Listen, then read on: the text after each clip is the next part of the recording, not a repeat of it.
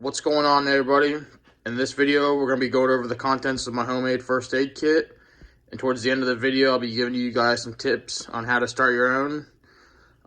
First off, I have my first aid kit in two different totes. I have the more first aid related stuff in this tote and the medicine in this tote.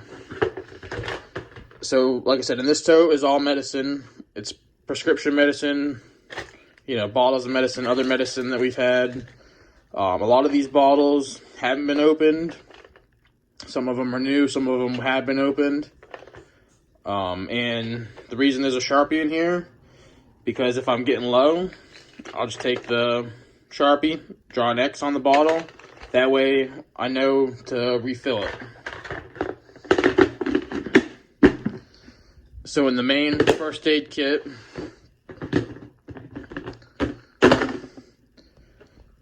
we have a little bit of everything. So obviously it actually started out as just a generic first aid kit, and it's kind of grown from there. So just in this box, I keep just Band-Aids and some gauze, super glue to seal wounds, which is the same reason for this new skin. And like I said, this is just kind of like a boo-boo kit for, Band-Aids, gauze, some Neosporin. Keep some extra Neosporin in here. Along with that, we have some gauze pads, some alcohol prep pads. I got some rubber gloves, some bandages.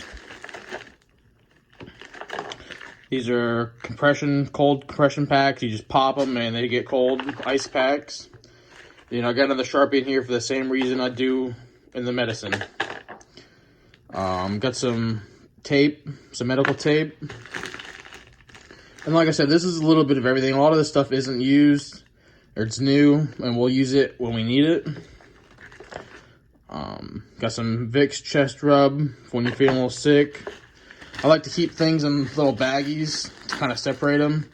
Like in here, there's some nasal spray, some nasal saline, some wax remover, some eye drops, some more eye drops over here. This is kind of the dental care bag. Has some, stuff for a toothache, canker sores, some lip balm.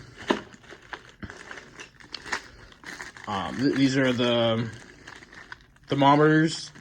I recommend having a thermometer for each person in your family.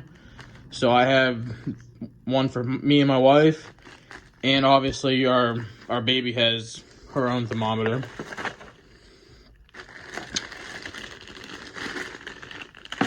In here we just have like a little bulb sucker thing. It's tweezers, stethoscope, some more tweezers. You don't need a stethoscope, but I found one cheap, so I grabbed it. Why not? Over here we have rubbing alcohol, some witch hazel, peroxide. Along with that, just get some cotton rounds or cotton balls, whatever you like. Some Gold Bond powder, Epsom salt, a little ice pack, and some Halls. So, like I said, this isn't a kit for, any major trauma like a gunshot wound or getting stabbed or anything like that. This is an in-house kit that we use all the time. That's good for if we're sick, if we get, a little cut on our finger or something. This is not to stop bleeding. This is not I'm not a surgeon. I'm not going to sit here and do surgery on anybody. So if any major thing happens, obviously we're going to call 911 or go to the hospital. To get started, what I did, like I said, I started out as a generic kit. But what I recommend doing is get yourself a little tote, something that is large enough to have, a good amount of supplies, something that will fit under your bed, in your closet, anywhere. And I would go to the dollar store and get stuff. A lot of people are like, no, the dollar store is cheap, whatever, but 200 milligrams of ibuprofen is 200 milligrams of ibuprofen. 91% alcohol is 91% alcohol. It doesn't matter if you get it from Walmart. It doesn't matter if you get the name brand. It doesn't matter if you get it from the dollar store. A lot of medicine is going to be the same dosage. You know, what's the difference between dollar store cotton rounds and cotton rounds from Walgreens? Nothing. So I would recommend, just like I said, getting a tote, going to the dollar store.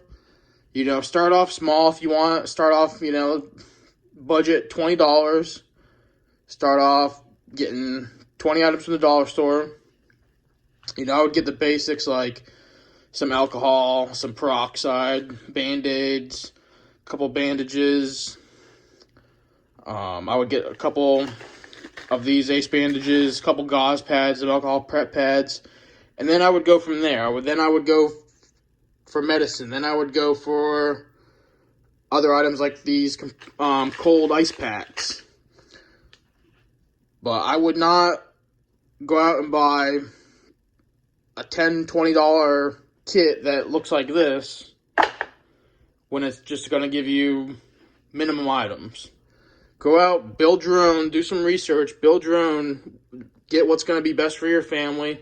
You know, if you don't like using ibuprofen, you like using something like Tylenol or Aleve, get that. Don't get what you're not going to use. And obviously get stuff over time. So if you're sick and you want to get Mucinex or something, then grab that and whatever you have left, throw it in your kit. So those are some just tips and tricks. This is what I have in my kit. It's always growing. Like I said, we do have a baby in the house, so she has a little kit of her own that we always keep in the baby bag or always bring with us no matter where we go. So that's always moving, always changing. And I can go over that in another video if you'd like. Just let me know. But thanks for watching. Please like, comment, and subscribe. And we'll see you in the next video.